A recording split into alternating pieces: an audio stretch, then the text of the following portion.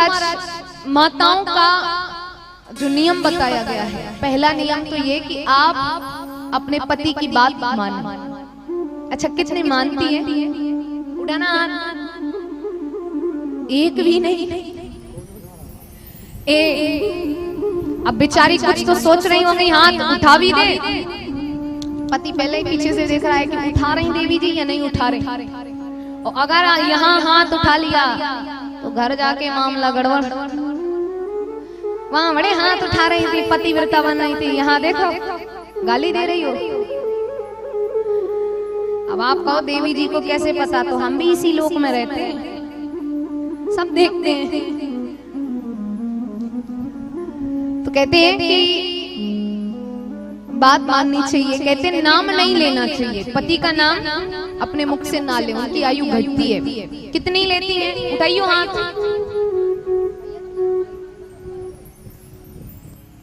उठाओ, नाम कौन कौन लेती? अरे भैया,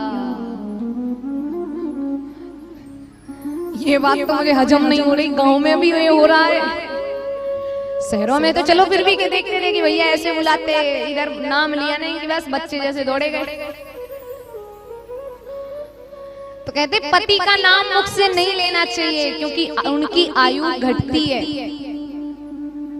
एक जगह कथा हुई, महाराज जी ने भी बताया कि पति का नाम मुख से नहीं लेना चाहिए क्योंकि उनकी आयु घटती है।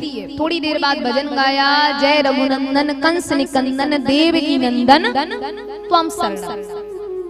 जैसे मैं कहती हूँ ना, आप सब भी गाइए, महाराज जी ने भी कहा तुम सब भी गाओ। अब सब गाए, केवल एक महिला को छोड़ छोड़। अब वो कहे, अभी महाराज जी कह रहे थे पति का नाम नहीं लेना चाहिए, अब भजन ऐसा गा रहे हैं जिसमें पति का नाम आए। क्या करें क्या ना करें? महाराज जी ने देख लिया सब गा रहे, एक नहीं गा रही, क्योंकि यहाँ बैठ के तो सब दिखता है कौन बात कर रहा है, कौन गा रहा है, किसका मन कथा में है, किसका मन बाहर है। तो महाराज जी ने जब ये देखा तो उन्होंने इशारा किया तुम भी गाओ। अरे अब तो महाराज जी ने भी देख लिया। अब वो जेठ जी की बेटी चंपा के साथ कथा सुनने आती थी।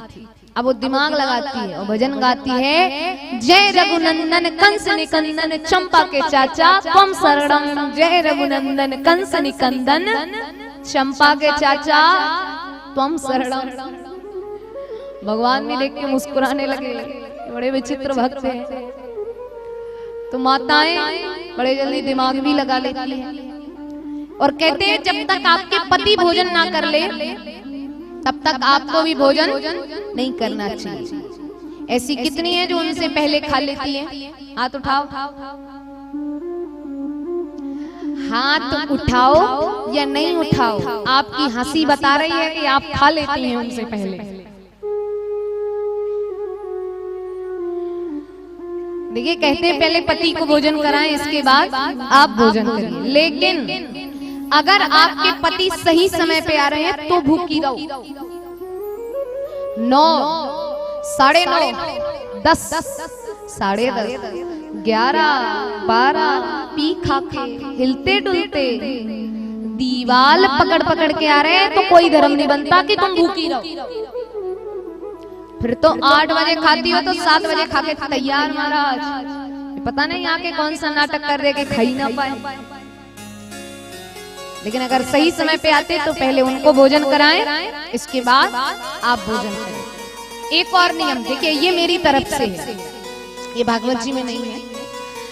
आजकल माताएं क्या करती हैं कि जैसे ही पति भोजन करने को आया, थाली बढ़िया परोसी और थाली जैसे ही उसके सामने गई और ये बैठी, तुम्हारे जाने के बाद तुम्हारी मम्मी ने मुझे ऐसे बोला, तुम्हारे जाने के बाद तुम्हारी बहन ने, मेरी नंद ने मुझे ऐसे डांटा, तुम्हारे जाने के बाद मुझसे इतना काम कराया गया, तुम्हारे जाने के बाद मेरे साथ ये हुआ, तुम्हारे। अब वो सोचे महाराज थाली में भोजन कब खत्म?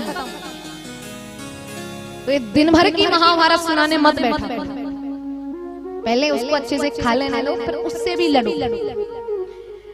नहीं मान रहे तो लड़ लो, है कि नहीं, कि तुम्हारे इन सब ने परेशान किया है, लेकिन पहले ठीक से खा ले। लेकिन नहीं, भोजन की थाली गई नहीं कि शुरू। तो इस प्रकार से बताया गया है कि पहले पति को भोजन कराएं, इसके बाद आप भोजन करें।